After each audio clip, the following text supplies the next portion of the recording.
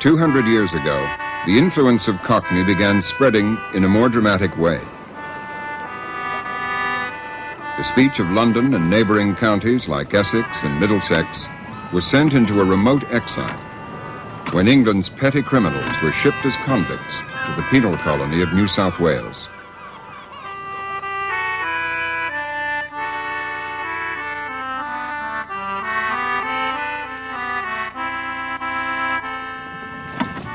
Old, unseaworthy ships, often dismasted, were moored in the rivers and estuaries and became floating prisons for people sentenced to transportation. They housed the petty criminals of industrial England before the long sea voyage to the prison colonies of Australia. There were many English voices on board, but the predominant one was from the London area.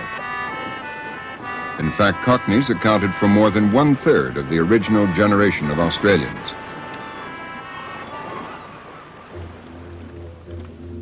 The first penal settlements in Australia were in Sydney and near Hobart in Tasmania.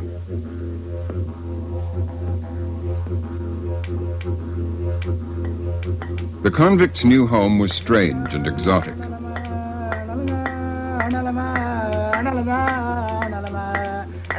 Like the first settlers in America, they borrowed words from the native Aborigines to describe things they'd never seen before, like the coolabah tree and the boomerang, billabong, a water hole, and corroboree, a gathering, and place names like Wagga Wagga, Woolloomooloo, and Woomera.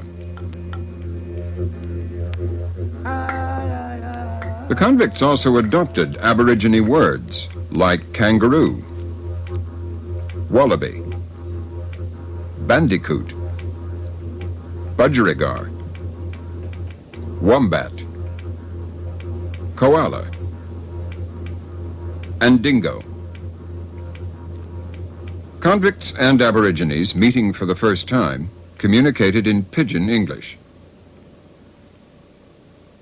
The Australianism walkabout is an early example of Pidgin English down under.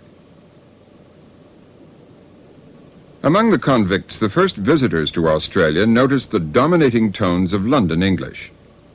Australian linguist Professor John Bernard. The greatest number came from London and the counties immediately around London, so that naturally there's a big influence into Australian English from London forms of speech.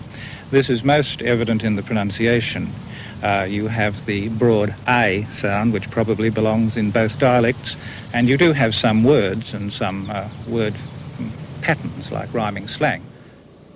The first Australians invented their own rhyming slang. Ducks and geese for police, and a Captain Cook for a look. Manifestos of the first fleets show that the convicts came from every county of England and Scotland and Ireland, and so many of the words which Australians think are Australian are in fact county words from Great Britain, words like cobber and wowser. Wowser, meaning a killjoy, came from the rural north. Cobber, meaning a friend, came from Suffolk. Larrikin, a youth, from Warwickshire. Billy, as in Billycan, from Scotland.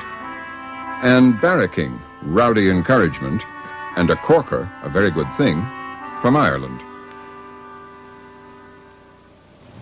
The bulk of the early Europeans in Australia were, of course, convicts, and they brought with them the so-called flash language, which was a highly developed jargon which the criminal classes used, and which I suppose the people who weren't quite criminal but had been convicted learnt on the ships. And the consequence was that there was an early complaint from the magistrates that they couldn't understand what was being said in their own courts. And Flash Jim Vaux, who managed to get himself transported 3 times, in 1812 wrote a short vocabulary of the flash language, ostensibly to help the magistrates. Yeah. With their ticket of leave, released convicts joined the pioneering free immigrants, drovers, stockmen, and graziers in the bush or the outback. With them went flash talk, words like swag and swagman. There once was a swagman camped by a billabong under the shade of a coolabah tree, and he sang as he watched his old billy boiling, "Who'll come a waltzing Matilda with me? Waltzing Matilda, Matilda, me darling, who'll come a waltzing Matilda with me? Waltzing Matilda and leading a water bag, who'll come a waltzing Matilda with me?" The first squatters established huge sheep farms known as stations. Here, words like jumbuck for a sheep and tucker for food soon gave a distinctive flavor to Australian English. Whose is the jumbuck you got in your tucker bag? You better come a waltzing Matilda with me. Steady up, steady up, steady! That'll do. Up behind, behind. Waltzing Matilda and leading a water bag, who'll come a waltzing Matilda with me? Over. Down. Get over here. Get over. Get over. George Hawker's ancestors were army officers who settled in Bungaree, north of Adelaide. Like the majority of Australian settlers, they came out as free colonists, but they quickly picked up the convicts' Australian vocabulary and accent. There was no convicts here and no convict labour, so all the settlers here were free. They originally camped about 4 miles to the east of here on what we call the Hutt River. The water there is brackish, so he cast around looking for fresh water and permanent water, which is what he found here. And he actually came and pitched camp here Christmas Day 1841. It was there to be taken, and they squatted on it. Well, in the 1880s, they were running 100,000 sheep.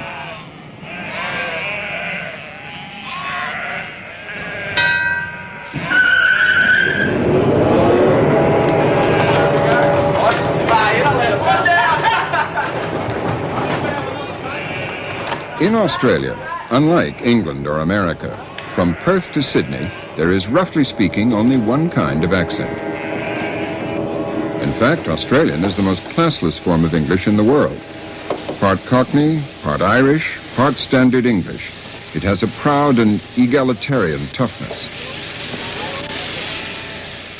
What's more, judged by speech alone, workers and bosses, sheep shearers and property owners are all virtually indistinguishable.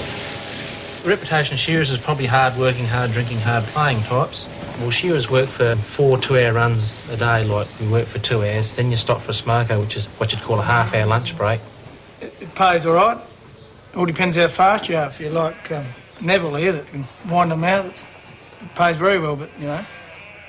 Biggest place I do is down the southeast at Kukatonga. They shear about 20,000 sheep. There's 5 of us, and it takes us about a month to do them. I find it quite easy. But when you see a learner shear, you know, you think, gee, I could never go through that again. Blokes like us others who part-time shears, it takes us probably about a week or a fortnight to get ourselves physically fit so that we can shear through without sort of feeling a bit buggered at the end of the day. Gives you hell when you first start off. Usually aches right through my run, and then you start again the next year and it's the same thing.